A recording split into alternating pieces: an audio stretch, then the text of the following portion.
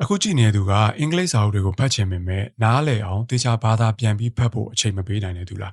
အဲ့ဒါဆိုရင်တော့ဒီ vlog ကသင်အတွက်ပါပဲစာအုပ်ဖတ်ဖို့အချိန်မရပေမဲ့ internet ရှိုံနဲ့ကျွန်တော်တို့ဖတ်ချင်နေတဲ့စာအုပ်ကို artificial intelligence လို့ခေါ်တဲ့ AI ကိုဖတ်ခိုင်းပြီးတော့စာအုပ်အနှစ်ချုပ်နဲ့စာအုပ်ထဲကကျွန်တော်တို့သိတဲ့ key concept တွေကိုအချိန်ခဏအတွင်းမှာကျွန်တော်တို့နားလည်သွားအောင်ပြန်ရှင်းပြခိုင်းလို့ရတယ်ဆိုတာသိပြီးပြီလားမသိသေးဘူးဆိုရင်တော့အခုဒီ vlog မှာ Gemini AI ကိုသုံးပြီးကျွန်တော်အင်္ဂလိပ်စာအုပ်တအုပ်ဘယ်လိုဖတ်ထားရဲဆိုတာကို sharing လုပ်ပေးသွားမှာမို့လို့စိတ်ဝင်စားရဆိုရင်ဆက်ကြည့်လို့ရပါတယ်ပြီးတော့စာအုပ်ထဲမှာစာရေးဆရာကဘာပြောချင်တယ်ဆိုတာကိုနားလည်သွားပြီးတဲ့နောက်မှာအဲ့ဒါတွေကိုမေ့မသွားအောင်ဒါမှမဟုတ်စာအုပ်အကြောင်းကိုတယောက်ကလာမေးတဲ့အခါမှာလည်းပြန်ပြောပြနိုင်အောင်လုပ်တဲ့အရန်အသုံးဝင်တဲ့နည်းလမ်းတစ်ခုကိုပါ vlog ရဲ့အဆုံးမှာပြောပြပေးထားပါတယ်။ကြည့်ဒါဆိုရင်ကျွန်တော်စလိုက်အောင်ဒီနေ့ vlog မှာပြဖို့အတွက်ဒီစာရေးဆရာရဲ့နာမည်ကြီးစာအုပ်တစ်အုပ်ဖြစ်တဲ့ Building a Second Brain ဆိုတဲ့စာအုပ်ကိုကျွန်တော် Gemini AI နဲ့ဖတ်ထားတာလေးကိုရွေးထားပါတယ်ခင်ဗျ။မဖတ်ခင်မှာ Gemini AI ကအဲ့ဒီစာအုပ်ကိုသိမသိဖို့သိကြသွားအောင် Do you know the book Building a Second Brain written by ခုနကျွန်တော်ပြောတဲ့စာရေးဆရာနာမည်ပေါ့နော်ကျွန်တော်အတန်မထွက်တာလို့ဆိုပြီးတော့ကျွန်တော်အရင်မေးလိုက်ပါတယ်။အဲ့လိုမေးလိုက်တော့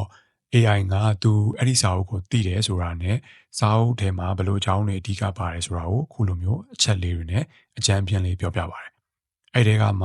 ဘယ်အချက်တွေကိုအသေးစိတ်ထပ်သိချင်သေးလဲဆိုပြီးတော့ကျွန်တော်ကိုပြန်ပေးထားပါတယ်။အဲ့မှာကျွန်တော်ကလည်းသိတော့လောဘမကြီးရှာပါဘူး။စာအုပ်ထဲက key concept တွေအကုန်သိချင်တာဆိုတော့ please share me all key concepts of the book လို့ပြန်ဖြေလိုက်တယ်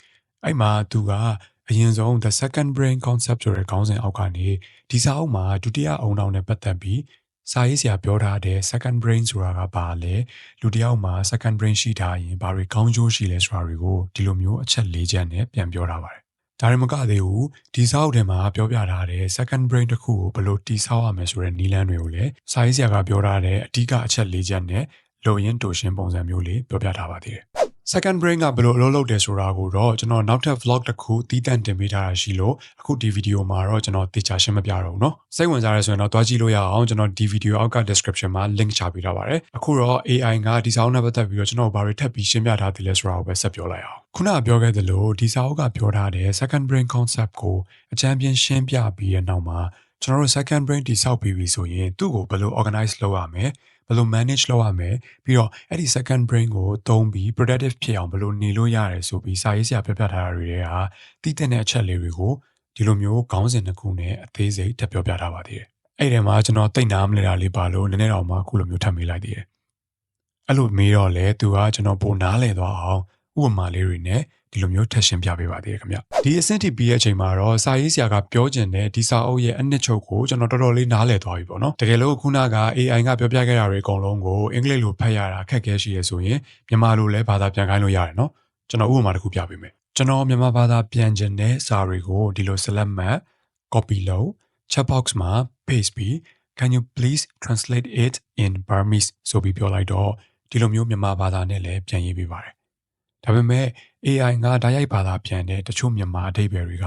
အခုဒီမှာတွေ့တဲ့အတိုင်းဘာသာပြန်လိုက်ခါမှာဖတ်ရတာပိုရှုပ်သွားတတ်တယ်ပေါ့နော်။အဲဒါကြောင့်ကျွန်တော်ကတော့မြန်မာဘာသာပြန်ခိုင်းတာတဲ့စာရင်အင်္ဂလိပ်လိုပဲ level တစ်ဆင့်ချပြီးတော့ပဲဖြစ်ဖြစ်ဒါမှမဟုတ်10နှစ်အရွယ်ကလေးတယောက်နားလည်နိုင်လောက်တဲ့ English level လောက်နဲ့ဖြစ်ဖြစ်ပြန်ပြောင်းရေးခိုင်းပြီးဖတ်တာကပိုအဆင်ပြေတယ်။ပြီးတော့ကိုယ့်ရဲ့အင်္ဂလိပ်စာကိုလည်း improve ပို့ပြီးတော့ဖြစ်စေတယ်လို့ကျွန်တော်ကတော့ထင်ပါတယ်ခင်ဗျ။တဲ့အခုလောလောဆယ်ကျွန်တော်တို့ဒါတွေနားလည်သွားတာကတော့ဟုတ်ပါပြီ။ဒါပေမဲ့အခုချက်ချင်း second brain တစ်ခုလိုက်တီဆောက်ဖို့မအားသေးလို့ပဲဖြစ်ဖြစ်ဒါမှမဟုတ်အချိန်ကြာသွားရင်ပဲဖြစ်ဖြစ်ဖတ်တဲ့စာအုပ်တွေများလာလို့ပဲဖြစ်ဖြစ်အကြောင်းအရာတွေရောသွားတာတို့မေ့သွားတာတို့ဖြစ်တတ်ပါတယ်။အဲ့တော့တစ်ချိန်မှာကိုဖတ်ထားတဲ့စာအုပ်တစ်အုပ်အကြောင်းအခြားတစ်ယောက်ကို share လုပ်ချင်တာမျိုးဒါမှမဟုတ်ကိုဖတ်ခဲ့တဲ့စာအုပ်တွေကို review ပြန်လုပ်ချင်တဲ့အခါမျိုးမှာစာအုပ်ရဲ့အချင်းချုပ်ကိုအလွယ်တကူပြန်မှတ်မိနေစေမဲ့ကျွန်တော်သုံးတဲ့ technique လေးတစ်ခုကိုကျွန်တော်ဗီဒီယိုစမှာပြောခဲ့တဲ့အတိုင်းအခု share လုပ်ပေးပါမယ်ခင်ဗျ။အဲ့ဒီနည်းလမ်းကတော့ကျွန်တော်တို့ဖတ်ထားတဲ့စာအုပ်ရဲ့အနှစ်ချုပ်ကိုဒီလိုမျိုး mind map လေးနဲ့မှတ်ပြီးတင်ထားတဲ့နည်းလမ်းပဲဖြစ်ပါတယ်။အခုဒီမှာဆိုရင်ကျွန်တော်တို့ခုနက Gemini AI နဲ့ဖတ်ထားတဲ့ Building a Second Brain စာအုပ်ရဲ့အနှစ်ချုပ်တွေက key point တွေကိုဒီလိုမျိုး mind map လေးဆွဲပြီးမှတ်ထားတာပါ။အဲ့တော့တစ်ချိန်မှာဒီစာအုပ်ကြောင့်အကြံပြသိချင်တဲ့အခါမျိုးမှာ Gemini AI နဲ့ဝင်ပြီးစာတွေတစ်ခုတစ်ခါပြန်သွားဖတ်နေစရာမလိုတော့ဘဲနဲ့ဒီ mind map တွေက key point လေးတွေကိုဖတ်လိုက်ရုံနဲ့ဒီစာအုပ်ကဘာအကြောင်းရေးထားတာလဲဆိုတာကိုအလွယ်တကူပြန်မှတ်မိနိုင်တာပေါ့ဒီလို mind map ဆိုတာကလည်းအရန်ကိုလွယ်ပါတယ်စာရွက်တွေပေါ်မှာချဆွဲပြီးတင်ထားလို့လည်းရတယ်လို့စာရွက်ပြောက်သွားမှဆိုရင်ဖုန်းနဲ့ဓာတ်ပုံရိုက်ထားလိုက်လို့လည်းရတာပဲ